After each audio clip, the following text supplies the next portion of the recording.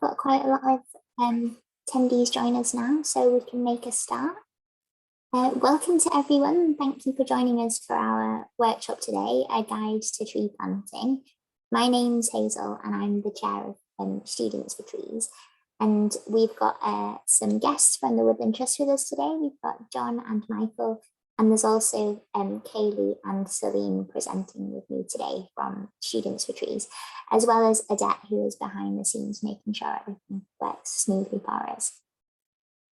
So just a little bit of housekeeping. The presentation is going to be recorded today, and we'll make sure to share the link with you afterwards so you can send it on to anybody else that might be interested and refer back to it. And we'll also make sure to share the slides with you as a PDF as well, so you've got those for reference. So we'll make a start. It's really brilliant to have you all, and I hope that this is going to be useful for you. I'm guessing that probably most people that have joined the call today have either started planning a tree planting event and ordered trees through us or through the Woodland Trust, or are thinking about doing that in the future. And we just really like to give you the opportunity today to learn a bit more about what's involved in hosting a tree planting event and make sure you've got everything you need to deliver one successfully in the coming months. So we're going to start off by introducing Students for Trees and then the Woodland Trust. And Michael's going to give you some background to Big Climate Fightback, which is the campaign that this work kind of is underpinned by. And then we'll move on to talking about preparing for your tree planting event, which hopefully is useful to those of you that have ordered trees, but also if you've not already, it's definitely going to come up in the future for you. We'll have a quick recap on ordering trees in case, as I mentioned, you've not done so already and you might like to next time tree orders come up. And then we'll go into the nitty-gritty of actually putting the trees in the ground, and John will be covering that section. Then we'll give you some tips and tricks on looking after the trees in the ground, because that's incredibly important too. And then there'll be time for Q&A. So as we go through, if a question comes to mind, you can pop it in the Q&A function at the bottom. You should be able to see in the Zoom bar, and we'll work through those at the end. And if you want to introduce yourself and just say hello, you can use the chat function as well. So who are Students for Trees? So Students for Trees is a programme which was set up in 2017, and it's a collaboration between the Woodland Trust and SOS-UK. And we aim to mobilise students to take action for trees through helping you to host planting events, to encourage you to engage with campaigns relating to trees, including the protection of trees, and hopefully to just encourage young people and students to learn a bit more about trees and help you to identify them and protect them in your local area and whilst you're at university and all sorts of things. We have Students for Trees branches, which tends to be societies and university groups that want to take action for trees on the university campuses or in the surrounding areas. And then we also champion young people taking action as an individual as well. So whilst hosting a planting event might be something that you do as a group, you'll probably see things popping up on our social media and on our website that you can engage with just as an individual too. So it's always worth keeping your eyes peeled on Twitter and Instagram, as well as signing up to my newsletter. And we'll show you all of those details at the end. So we're going to move on now to introducing the Woodland Trust and their campaign.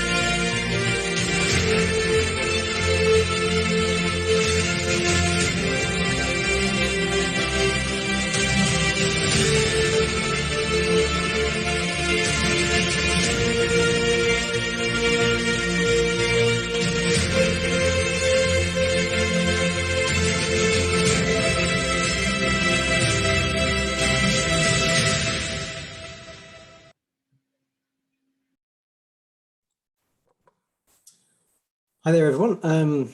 My name's Michael Peacock. I head up the engagement and volunteering team at the Woodland Trust. I'm delighted to be joining you today and kind of giving a very brief introduction to the Woodland Trust and particularly our Big Climate Fightback campaign. I don't know about you, but I find that film hugely inspiring, and it's it presents the Woodland Trust and across all the facets of the work that we do in far kind of more impactful way than I could possibly describe. But I did want to kind of explain to you a little bit more about the Woodland Trust, who we are, and then give you some detail about our Big Climate Fightback campaign. I think what's really exciting is that 2022 is actually our 50th anniversary year. So the Woodland Trust was founded 50 years ago by a small group of volunteers led by Kenneth Watkins in Devon. In the time from when we were founded by that small band of intrepid volunteers in 1972 all the way to now, the Trust has grown to become the UK's largest woodland conservation charity. We're active across England, Wales, Northern Ireland and Scotland. In terms of what we do, we plant new woodland. We've planted over 50 million trees so far, but we know that we need so many more, particularly to face up against the climate and nature emergencies. We restore damaged and degraded ancient woodland and bring that back to life.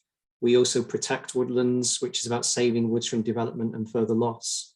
We also care for over 1,000 free to access woods up and down the UK. And last but by no means least, we also aim to inspire people. We have hundreds of thousands of supporters ready and willing to take action. And part of our Big Climate Fightback campaign and part of your involvement is how we kind of create that movement, that mass movement of people taking positive action for our cause. If you'd like to find out more about the Woodland Trust, there's a lot more detail on our website, which is woodlandtrust.org.uk, and you can find so much more about our history and all the work that we do. Now, in terms of our Big Climate Fightback campaign, that was something that was launched for the first time in 2019. And that was amid the backdrop of Greta Thunberg, the youth climate strikes, and towards the latter part of 2019, the politicians falling over themselves to quote how many trees that they would plant if they came into government, because it was also an election year. Part of our campaign was about positioning trees as nature's best solution, or one of nature's best solutions in the fight against climate change, and very much about mass engagement to build a positive movement of people taking climate action by planting trees. It was about making trees relevant and known as the thing that nature's invented and the thing that we need to support in the face of the climate crisis. We led with a campaign to get 1 million people to pledge to plant a tree. And we didn't quite reach 1 million, but hundreds of thousands of people did join us in that campaign and pledged to plant a tree, taking positive climate action.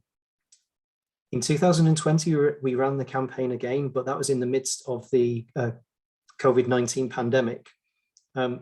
It was using the 2020 campaign where we launched our aim to plant 50 million trees in 5 years. And we knew that we couldn't encourage people to get together in groups and plant trees. That wasn't possible. You know, we were experiencing different lockdowns, and we were trying to kind of shield ourselves and protect everybody in society.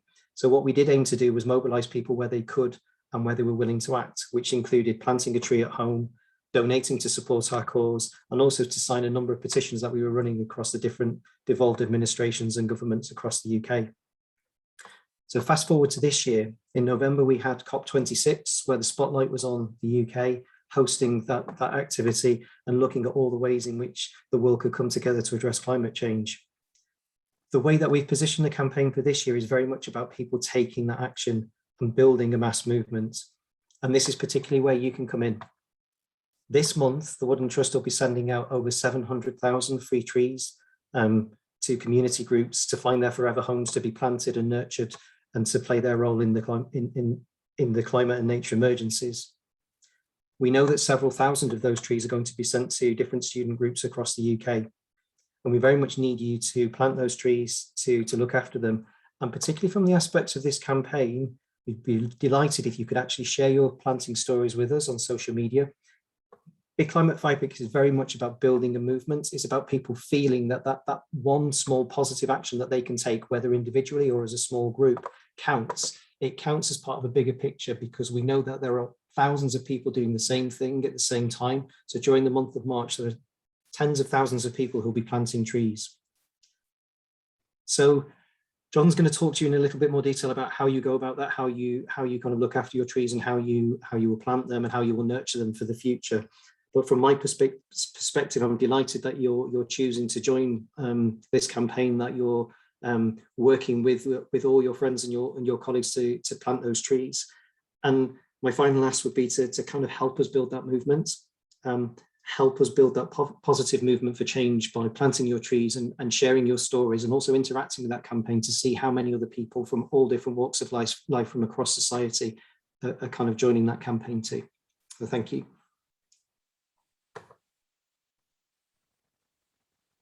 Thanks, Michael. Good evening, everybody. I'm really pleased to be here. I have to say, I've been very impressed in my dealings with Students for Trees that I've had to date. The work that you do is really important, and anything that Woodland Trust can do to help you with that, we're very pleased to do. So yeah, I'm delighted to be here. Michael mentioned that the Woodland Trust is 50 years old this year. I've been with the Trust for 28 of those 50 years, but I once was a student myself at Bangor University, where I started my forestry training. So I'm going to talk about some of the practicalities around how you can make the most about planting trees. I'm going to focus on the 5 areas that you see there: land, time, equipment, people, and trees. But I would stress right at the outset, lots of people bandy numbers around about how many trees they're going to plant, how important it is. I really urge people to think about every single tree that they are putting in the ground. That tree can make a difference, but I'd rather see people plant 1 tree really well and look after it than plant 100 trees badly. So just something to bear in mind as we go through it. I'm going to talk for probably about 15 or 20 minutes. Let's have lots of questions. I'm only going to be able to really touch the surface of what is a really interesting topic. So ask those questions and on we go. Next slide, please. So land. Obviously, you need land to be able to plant your trees. And if you're going to apply for free tree packs through the Woodland Trust, that land is going to have to be publicly accessible. But that could take all sorts of shapes or forms. So universities or colleges that you attend, there may well be some suitable planting sites there that, in conversation with the university, they may be happy to see planted. There may be other organisations in and around where you either study or live. Allotments, for example, housing associations, your local council, parish council, churches. Just talk to them and ask them, have they thought about planting trees on their land? So the first thing is to really find some land.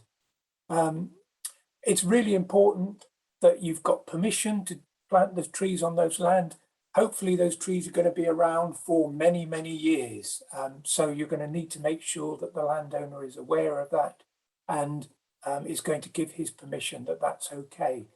And when you go onto our free tree application form and website, you will see that we will ask for a grid reference for the land you've identified and confirmation that you've got that permission.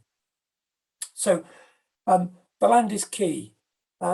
You're really going to need to make sure you can have a good understanding of that land. I often say to people, the 2 key things to think about when you're planting trees are assessing the land and being clear on what you want to get out of planting those trees. And I'll come on to the latter in a minute. So it's thinking about, what sort of site is it? Is it very wet? Is it very steep? Is it very scrubby? Is it at the top of a hill, really exposed? What sort of soil type is it? That's going to really determine what sort of tree species you might want to plant. And there's loads of information on our website about that. You've got to think about, are you going to block somebody's view potentially as that tree grows? Is it quite near a footpath? So you'd want to make sure you don't obstruct use of that footpath in the future. How big is the tree going to get, going to grow in that lifetime? I see so many trees that are planted under electricity lines, telephone lines, street lights, and they end up having to get severely pruned after about 20 years. So think about how the tree is going to develop. And then just a quick word on preparing the land. Sometimes the land may be in a condition where it's got lots of bramble on it, for example. Now, some of that bramble may be really good in terms of its wildlife value at the moment, but there may be areas that you want to plant trees, so you'll need to clear some of that. There may be a lot of rubbish on that land. We work with a great site down in Brighton in a residential area. There was an area that people were just parking cars on, dumping rubbish, but it took quite a lot of time to remove that rubbish. It's also worth thinking about what's on the land at the moment. It may be that it's really valuable and a habitat is in its own right. So there may be some really interesting grassland there, heathland, which is not really suitable for planting trees on, certainly not at any density. So talk to your local council if they've got an ecologist, for example, if there's students that you know who have a good ecological background, get them to have a look at the area. And you also want to make sure that you avoid areas that may have some archaeology on them. And again, your local council should be able to help you identify those areas. Next slide, please. So thinking then, you've got your land, landowner's fine. What will you need if you want to plant those some trees on that land? Well, the first thing obviously you're going to need are the trees themselves. Now, lots of questions we get asked about what species should I plant. There's loads of information on our website about different species, about what their characteristics will be in terms of how big they'll grow, what sort of soil they like, what sort of attributes they might have. So are they going to provide a really good sort of wild harvest of fruits, nuts, berries that may be really good for wildlife or for people who want to pick them and make jams and jellies out of them. Or they may be, if you want to grow something that's going to give you some more utilizable materials, such as willow, for example, for rods, for making structures for forest schools and things like that. So there's loads of information out there. I always say to people, a really good tip is to look around the site itself. What trees are already growing there? That gives you a good hint to what might prosper on the area that you want to plant. As I say, there's plenty of information on the Woodland Trust website about tree species, the soils they'll grow in, and the attributes. And then if you go onto our website, there's a really good selection of information about the variety of trees that you can get. So we've got things like a wild harvest pack, which will have trees like crabapple and elder, working woodland pack, which will have include species such as oak and willow, and a wildlife pack, which will have oak, birch and rowan. There's smaller packs as well of urban trees, such as crabapple, rowan and hazel. So plenty of information out there. So trees are obviously your number one requirement if you're going to create a new woodland. Trees supplied through our free school and community tree pack do come with guards. They're spiral wraparound guards, which will be useful for keeping rabbits off. Those are included with the tree packs. There may be scenarios where you need more protection. If you've got deer on your site, which many areas do have now, unfortunately, then you'll need larger tubes, either 0.6, 0.9 or 1.2 meters. There may be some fencing requirements, so you need to think about them. We're still unfortunately supplying plastic rabbit guards. We've gone to non-plastic use of tree guards on our own estate, but we're still trying to work out best options for what's available on the non-plastic side for our tree packs. But hopefully something will come soon. Thinking about the event itself, you'll obviously need tools and equipment to get the trees in the ground. Spades are obviously key to do the digging and the planting. You'll need a hammer, potentially if the ground's really hard, to push the canes in that come with the tree guards. And I always find it's very useful to have some sort of knife or cutting implement, because trees are often bundled up with string and stuff like that. Boxes need opening and so on. So those are the main items that you'll need. Just in terms of clothing, it's an outdoor event. Tree planting season is over the winter, so it can get cold, it can get wet. Particularly if you're having other volunteers and younger children involved, it's important that they've got clothing that's suitable for an outdoor event, hats, gloves, and I suppose the most important thing is suitable footwear. So if you're using a spade, something fairly stout, Wellington boots, if it's very muddy. And remember, to do a risk assessment, I know some people think that health and safety can be quite a dry, banal subject, but it's just making sure you think through all of the issues about who's involved, how they're getting to the site, what they do on the site. You may have people that have never used a spade before in their lives, so they will need some guidance about how to do it. The fact that you don't want them to start hitting other people with that spade, albeit accidentally. I have seen it happen with young kids before. So just things like that. Just have a discussion about the risk assessment. You don't need to write everything and record it down necessarily, but make sure you've gone through that process. Next slide, please. Thank you. Timing. So Michael's mentioned Big Climate Fightback. For those of you who've got ordered packs already and had those packs confirmed, they will be with you towards the end of March. And the Students for Trees activity in terms of planting will be between the 25th and the 31st of March. Just in terms of thinking about your event and timings for that, make sure you give yourself time to get the trees on site ahead of the event. You may need to bring them in from somewhere else, from storage. So make sure you've got them there. Make sure you've given yourself time to mark out where those trees are going to go. If you just allow people to turn up and plant trees wherever they want, you're not going to get the desired impact that you want. You could end up with trees getting planted in completely the wrong place. So you need to give them some sort of guidance.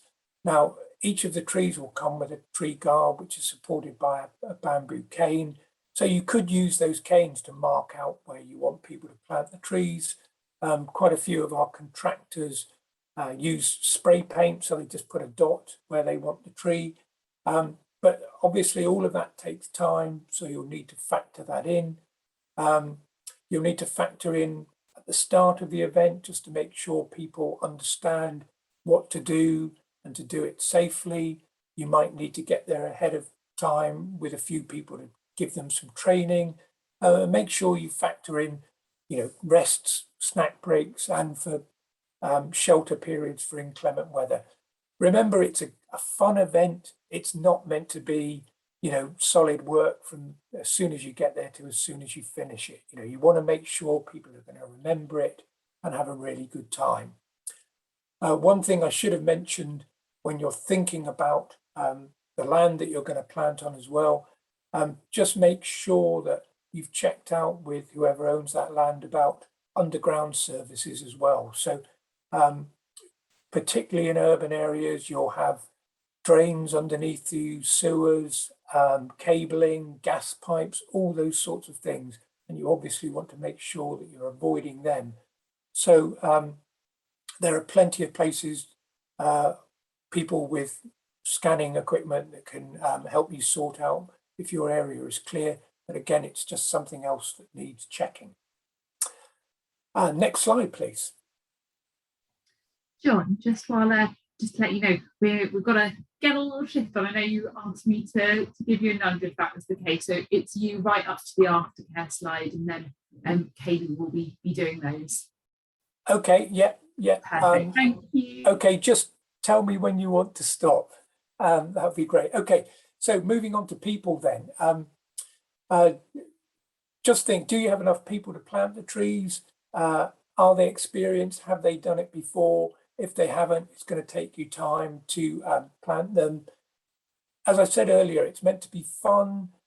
So keeping people's morale up, educating them, engaging them, you know, that's all part of how to get the most out of the event. It's not just about planting as many trees as possible. So just make sure the more people that you can get there, the better. Particularly if there are younger people, they can help each other to do the planting and the inserting of the garden. Next slide, please. So the trees, just some guidance here. Our packs generally come in 30 trees, 105 trees, or 420. And just in the numbers here, which are on our website, just give you some idea of, once you've worked out where you want to plant them, how many trees you will need within that particular area. Plenty of information on the website about species. I think a key point is that the trees may arrive a week or two before your planting event. So you're going to need somewhere secure. Generally, the darker, the better. And also generally the cooler, the better. It's ideal if you can actually get them out of the box and heel them into the ground. So dig a trench and put them into the ground. But if not, they should be all right if they're somewhere secure and relatively cool and dry for a few weeks. They come, each of the trees comes in a little cell with some soil around it. So they're generally easier to store than bare root trees. Next slide, please. So ordering the trees, it's really easy to do that through the Woodland Trust. Just go to our website and look for the planting trees. If you haven't applied for trees for this March planting season, and we are now closed for this March, the website will open again probably in April to take applications for the next planting season and delivery, and that will be in November. There's loads of information about species choice, about the number of trees, how to go about it, some really good case studies and stuff like that. So urge you to go there and start your planning. Next slide, please. So I think this is still me. So yeah, we've talked about land, talked about preparing the land. Does it need trimming, mowing? Sometimes there's quite a lot of sort of brambles and stuff like that that might need removing to make it easier for you. And as again, we've touched on thinking about, do you need extra protection for those trees in terms of bigger guards, fencing or stuff like that. Next slide, please. So, yeah, next slide, please. We'll go on to the pictures. Pit planting. I'll show a slide in a minute about, shall we say, how professional tree planters will plant trees. They will generally, under large-scale forestry schemes, do what they call some form of notch planting. And they're really quick at it, and they can do hundreds, if not thousands of trees a day. It does have its drawbacks, though. So generally, when I'm out on site, I generally pit plant trees. So you're just creating, I generally dig out a square of soil. You're going to put your tree in that soil and then replace the soil and make sure it's firmed down. Now, as you can see, picture number 1, that's how the tree will come. It's going to be about probably 30, 40 or 50 centimeters in size. It'll have a soil sort of package with it, and you need to make sure that that soil package is completely covered within your hole. So you need to make sure that your hole is deep enough to just slightly go over the top of the soil level that it's got around it.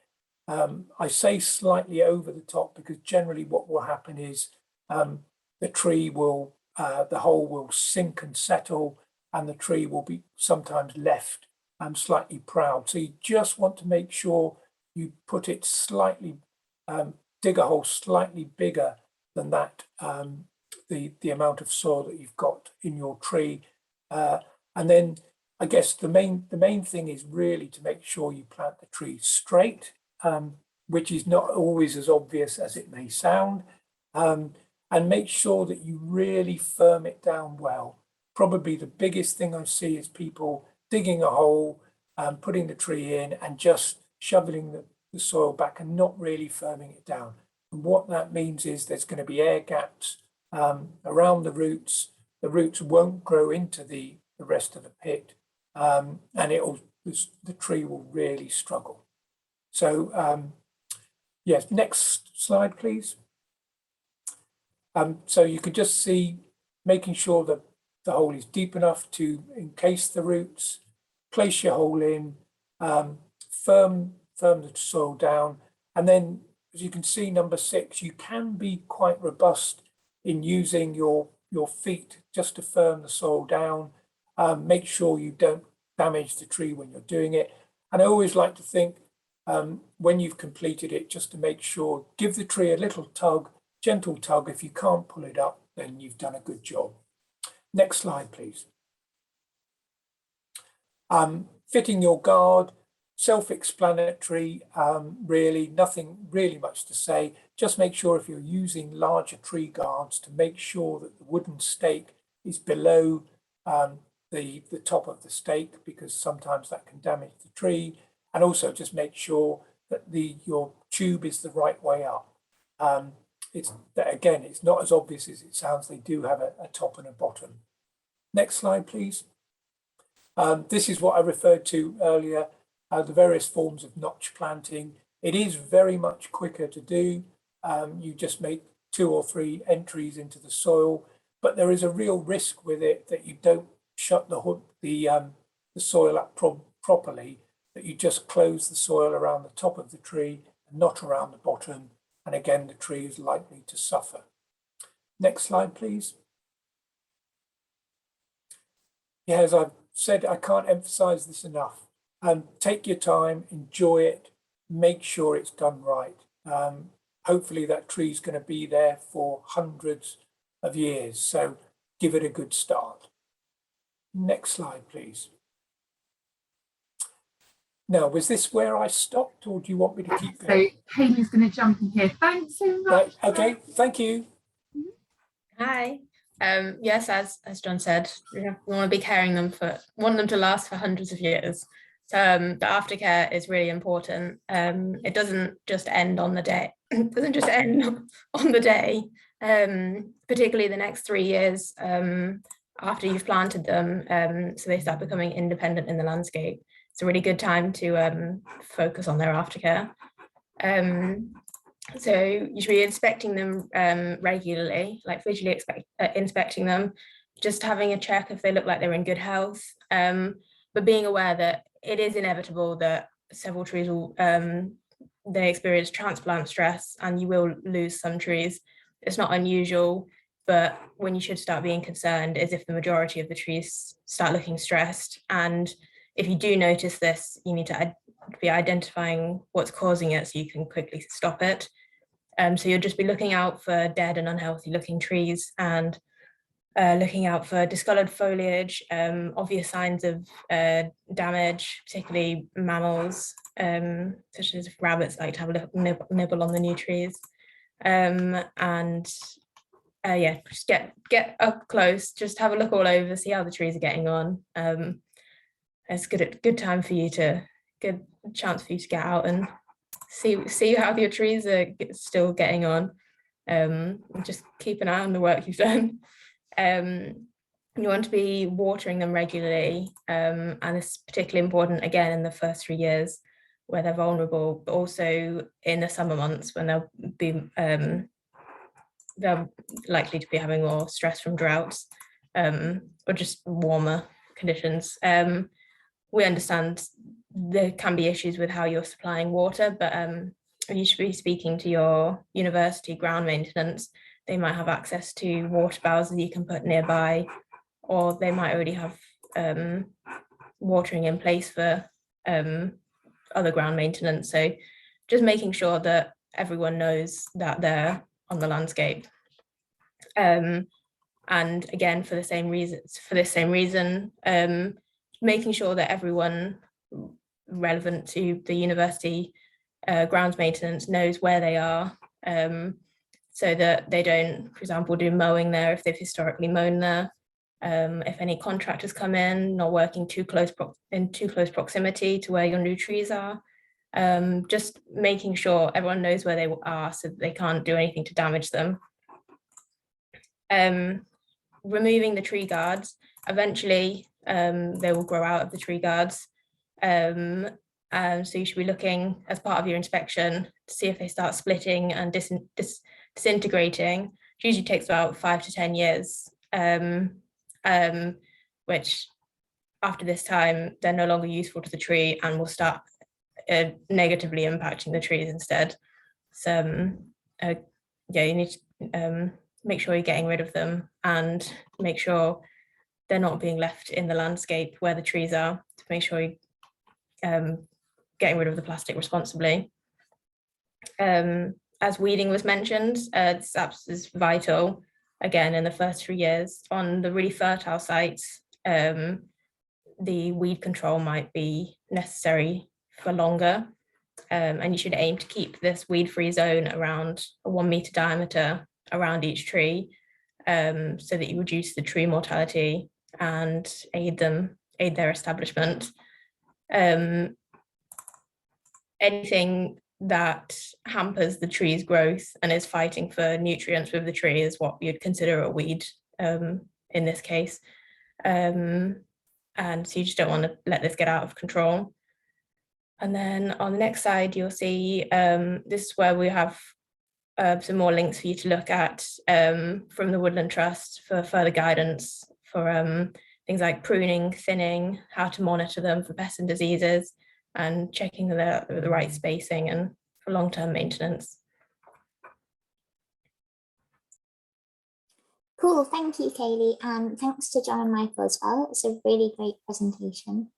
So hopefully you guys have got a pretty good sense now of what's involved in delivering a tree planting event. But we're very welcome for you to submit as many questions as you like going forward. We'll show you our email address in a moment and our social media. For now, we're just going to have some time for a few questions that have come in. So I think we've actually answered the first one about the size of the saplings. John let us know that they'd be approximately 30 to 50 centimetres long, and you can see pictures of those in the slides, which again we'll distribute. We've got another... Hazel, sorry, just to jump in there, apologies. I just think it's worth saying about the tree size. Sometimes school groups and communities, they open the box of trees and think, oh, is that it? Because the trees are quite small and they sometimes expect much larger sized trees. But it's been really well proved that a smaller tree that's come out of a nursery and has been planted will catch up and overtake a much larger tree, because that much larger tree will suffer significantly more shock when it's planted out. And it'll sit there for a few years before it can get established again. So by which time that smaller 30 or 40 centimetre tree has overtaken it and is much better established. So that's the reason we tend to plant the size of trees that we do. And that's a common practice amongst the sort of the forestry sector. Thanks. Brilliant, thank you, John. So the next question is coming from Louise, asking, does Students for Trees or Woodland Trust have any engagement materials such as logos, posters, advice, etc. for social media? This is a really good question. We were just having a quick discussion about this, and we would be quite happy to put together a Students for Trees poster that you could use to help with your recruitment for the event. In terms of actually recruiting volunteers, we found Eventbrite to be a really useful platform, that you can make a sign up form for your event, and you can specify the number of places, so then you can make sure you've got the right number of volunteers, and it's really easy to put one of those together. So yeah, we'll come back to you potentially with some materials from Students for Trees. And I wonder if, Michael, do you know anything about any Big Climate Fightback resources that we might be able to share, perhaps for social media?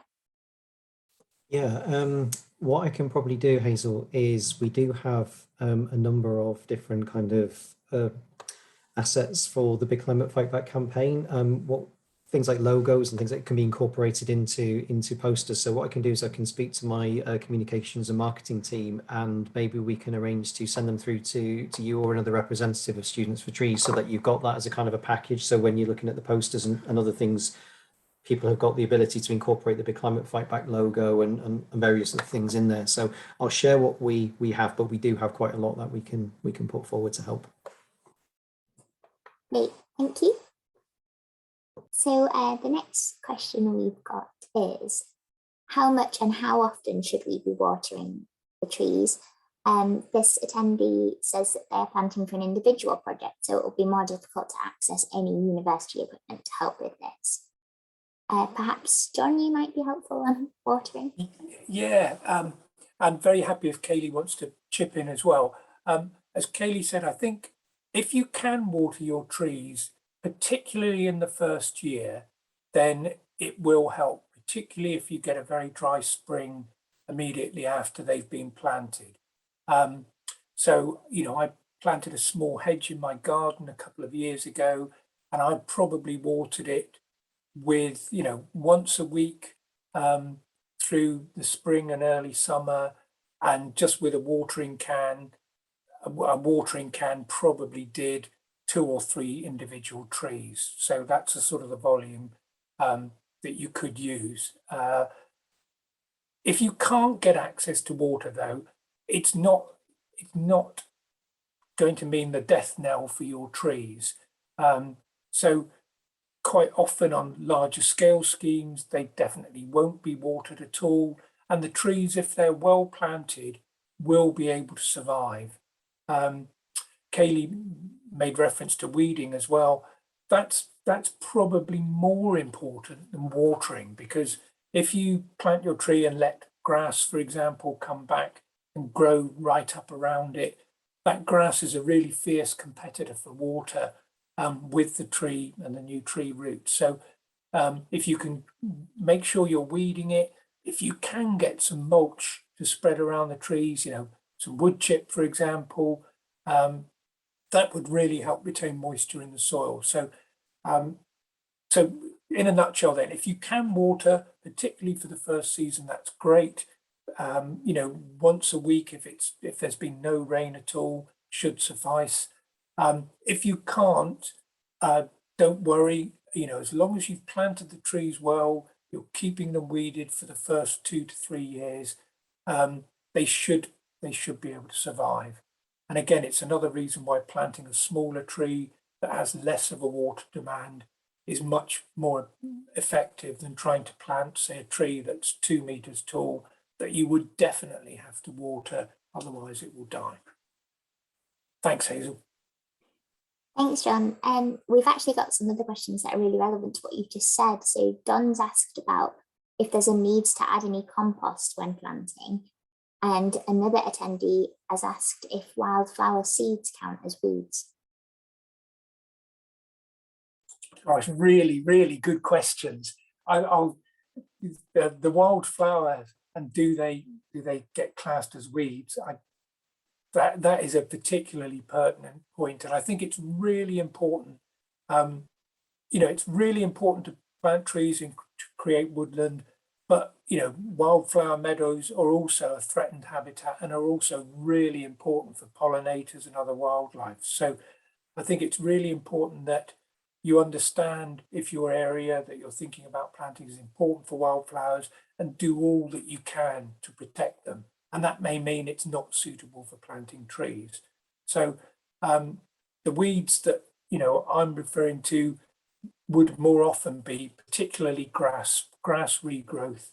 And we do planting on a lot of arable sites, for example, so there's arable regrowth. So that's what you need to keep away from your tree. And the first part of the question about adding compost, you shouldn't really need to, unless the soil is incredibly poor. You know, we do occasionally plant on ex-landfill sites. So there is, you know, there's a complete lack of nutrients available on those sorts of sites, but generally the site should be good enough to get away. I think the important things to think about are, you know, can you get hold of any mulch? So wood chip, sort of green mulch that will keep, you know, you can put around for probably half a metre around the tree. You know, it just needs to be, sorry to talk in old money, but probably 3-4 inches deep around each tree is really great because it keeps the weeds away and it keeps moisture in. So that's probably more important than compost. Brilliant, thank you, John. So just a couple of questions left. Are tree guards recyclable? I know this is a tricky question, isn't it? Because there's a lot of debate around the suitability of different materials for tree guards and whether we use them at all. So welcome your opinions on that, John and Michael. Yeah, Michael may want to chip in, but I think the ones that we use now should be recyclable, but I'm not sure that everywhere will take them. So we're trying to sort of deal with a number of larger scale plastic recyclers, particularly ones that are based in the agricultural sector. You know, sometimes they will say particular types they can't take, but generally the ones that we supply now should be recyclable. And I'm really hoping that by next year, we are doing a number of trials on alternatives. So one made out of sheep's wool, for example, which is looking quite promising. So I'm hoping that this year could well be the last year that we'll have to use plastic. So they should be recyclable. Hopefully next year, it's a question we don't have to answer. Yeah, I can imagine it's a really tricky one to answer because I think without fully understanding how difficult it is to find an alternative, it seems kind of a bit counterintuitive to be putting plastic in the landscape and planting trees, but it's a lot more complex than that, isn't it? Yeah, we've been trialing things like recycled cardboard and lots of other different types of material, and they're great in a very benign environment, but as soon as it starts to rain, for example, they just collapse and they're not serving the function that you need them to do. Brilliant. I think Kaylee's got something she would like to add on wildflowers. Oh yeah, sorry, I've just put it in the chat. I was just following John, as you said. We talked about choosing the right land. That also includes not planting on places that are already protected landscapes and protected habitats. So as we're saying about if the biodiverse wildflower meadow already exists there, you'd want to choose a different site. I imagine that's probably not a massive problem on university campuses. I don't know how many of them have wildflower meadows. But yeah, just important, don't just destroy one habitat to replace for another, but yeah. So we've got a final couple of questions. There's some well-established ivy on the site of one of our attendees, and they ask, most has been removed, but there's still some roots. Do you have any recommendations for tackling this before planting? Sorry, yeah, just looking at the question, I can't multitask. I was just trying to answer another question. My view on ivy is that it's actually a really good thing to have. So, I mean, I've got some ivy growing up a fence here. We let it grow because it's really good for pollinators and birds, particularly the berries at this time of year and over winter. It's got a food supply there when not many other things have. So Obviously, if it's really going to cause problems in terms of your planting site that you need to get rid of it, then you can clear it. But wherever possible, I think it's a really good plant to have around. If it can get to a point where it's too heavy and strangles a tree and produces it, makes the tree very wind unstable. But generally, I think ivy has a bad press. So it's well worth having, and look after it if you can. So we've just got a few minutes left, so we'll see if we can get through these questions. Does the aftercare strategy vary dependent on tree species? For example, hedging versus copse trees? And will the watering, weeding, mulch work the same for all?